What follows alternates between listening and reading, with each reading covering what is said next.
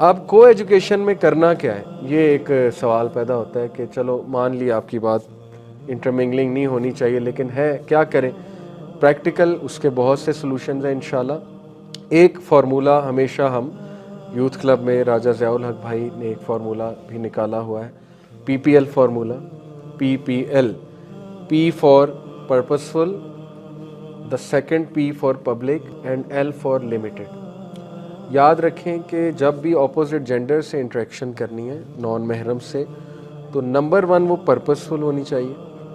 Purposeful से मुराद है कि वाकई ही उसकी कोई ज़रूरत है उस इंटरेक्शन। जैसे जाहिर है कि अक्सर फीमेल्स को इंटरेक्ट करना पड़ता है मेल से, लेकिन इट शुड बी पर्पसफुल, या मेल को फीमेल से।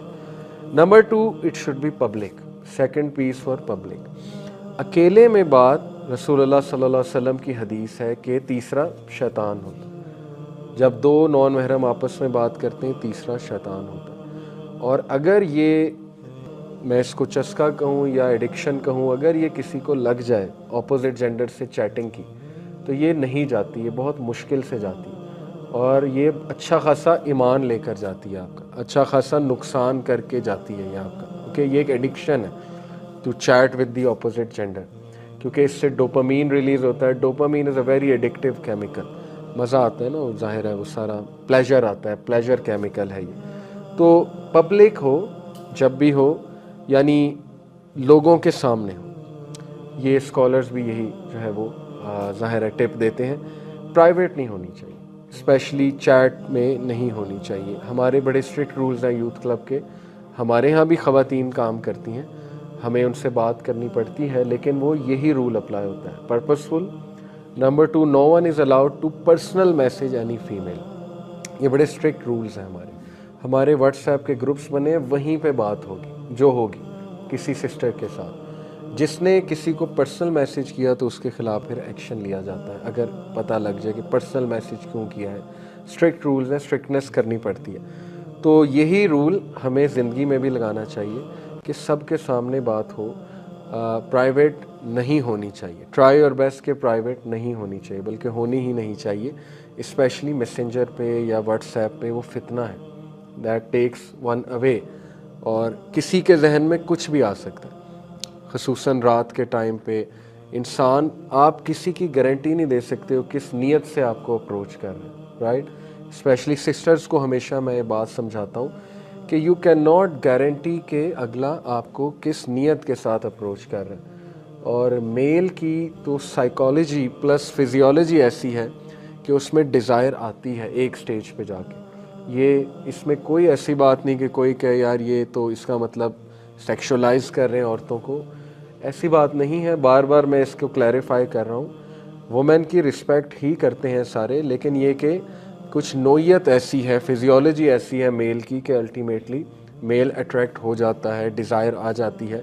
तो इसका ख्याल रखने का दीन में बहुत ज़्यादा हुक्म दिया गया है कि अपने आप को भी बचाओ, अगले बंदे को भी इससे सेव करो, और जो पर्पज़ है करने वाला वो करो।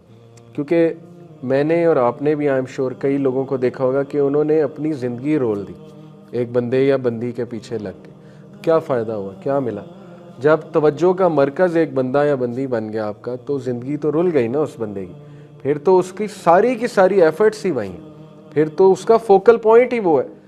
तो हर वक्त फोकल पॉइंट जब वो है, जैसे इब्न अल क़य्यिम रहिमहुल्लाह का बड़ा ज़बरदस्त कोट है, ही सेड के इश्क जो है ना ये इख्तियारी है, गैर इख्तियारी नहीं है। और जो कहता है गैर इख्तियारी है, वो मेरे नज़दीक वो झूठ बोलता है। वो बहुत ही रेयर है, बहुत ही रेयर है कि कोई गैर इख्तियारी तौर पे किसी से जी आप क्लेम करें मुझे जी प्यार हो गया किसी से। अच्छा खासा ये इख्तियारी होता है। इब्न अल क़य्यिम ने बताया इसके स्टेप्स हैं। किसी को देखना ये आपके इख्तियार में है, या ना देखना ये तो इख्तियार में है। तो किसी पे नज़र डालना, फिर बार बार डालना, फिर उसको फॉलो करना। जैसे वो एक स्टोरी हम सुनाते हैं, फ़र्ज़ी स्टोरी यूथ क्लब के लेक्चर्स में, कि एक फ़र्ज़ी मिसाल मैं आपको देता हूँ कि एक लड़का यूनिवर्सिटी में गया, एडमिशन लिया, और ये हर दूसरे नौजवान की स्टोरी है। और उसने तहिया किया कि वो 4 GPA लेगा, और उसने अज़म किया बहुत बड़ा। लेकिन वो अज़म अभी ये कर ही रहा था कि सामने से शुमाइला गुज़री, एक फ़र्ज़ी खातून, और वो अज़म करते करते एकदम उसकी नज़र शुमाइला पे गई, और उसने मुड़ के देखा उसे, और फिर उसने दोबारा देखा। चलो एक तो है ना गलती से नज़र पड़ गई, लेकिन दूसरी तो इख्तियारी थी ना, उसने दोबारा देखा। और उसके बाद ना सिर्फ देखा, उसने चेज़ किया, क्योंकि वो मूवीज़ ने ये मैसेज दिया हुआ है कि वो फलाना एक्टर चेज़ करता है। उसने चेज़ किया, फिर उसने जो है वो गाड़ी तक फॉलो किया, गाड़ी तक छोड़ के आया। उसके बाद उसने नंबर प्लेट नोट की और फिर उसने अपने दोस्त को, उस दोस्त का फर्जी नाम हमने रखा है इफ़ी, ऐसे दोस्त ज़्यादातर इफ़ी होते हैं, इफ़ी बट, उसको कॉल लगाई जी कि तेरे भाई को प्यार हो गया, यानी सिर्फ देखते ही प्यार हो गया। तो उसके दोस्त ने कहा मसला ही कोई नहीं भाभी, अभी मैं पता कराता हूँ भाभी कौन है। तो बहरहाल फिर वो घर आया लड़का, उसने फेसबुक खोला, इंस्टा खोला, सर्च किया, शुमाइला लिखा और 50 शुमाइला नीचे आ गई। और फिर उसने सेलेक्ट किया कि कौन है जिनसे मुझे प्यार हो गया। वो सेलेक्ट किया, देखा, प्रोफाइल खोली, स्टॉक करता रहा। ये सब इख्तियारी है ना, खुद फंसा रहा है ना अपने आप को। इसमें गैर इख्तियारी क्या है, मुझे कोई समझा दे। खुद इन्वॉल्व अपने आप को वो कर रहा है, क्योंकि अनफॉर्चुनेटली लड़का अच्छा है, लड़का ईवल नहीं है, लड़की भी अच्छी है, अच्छे घरानों से होंगे, लेकिन अनफॉर्चुनेटली वो ऐसा क्यों कर रहे हैं? क्योंकि एक तो डिसीव्ड है बेचारे, दूसरा एक कि मूवीज़ ने ये दिखा दिया। हर मूवी का मैसेज ये प्यार करो, हर मूवी का मैसेज ये कि तुम्हें होना चाहिए, अगर नहीं है तो तुम एबनॉर्मल हो। तो फिर story goes on like this कि वो आखिरकार निकाल ही लेता है उसे उस शुमाइला का प्रोफाइल, फिर स्टॉक करता है, देखता है, प्यार बढ़ता जाता है, सो कॉल्ड प्यार। और उसके बाद फिर वो एक दिन आ जाता है, वो बाबरकत दिन इन इन्वर्टेड कॉमर, जब वो सोचता है फ्रेंडशिप रिक्वेस्ट भेजूँ। फिर वो फ्रेंडशिप रिक्वेस्ट भेजता है, फिर डेली देखता है एक्सेप्ट हुई कि नहीं हुई, एक्सेप्ट हुई कि नहीं हुई। फिर मैसेज करता है, व्हाट्सएप का नंबर भी निकलवा लेता है, डेली देखता है ब्लू टिक आया कि नहीं आया, ब्लू टिक आया। तो ये खुद वो अपने आप को ट्रबल में डाल रहा है, ठीक है, ये उसका फॉल्ट है और अगले को भी ट्रबल में डालने वाली बात है।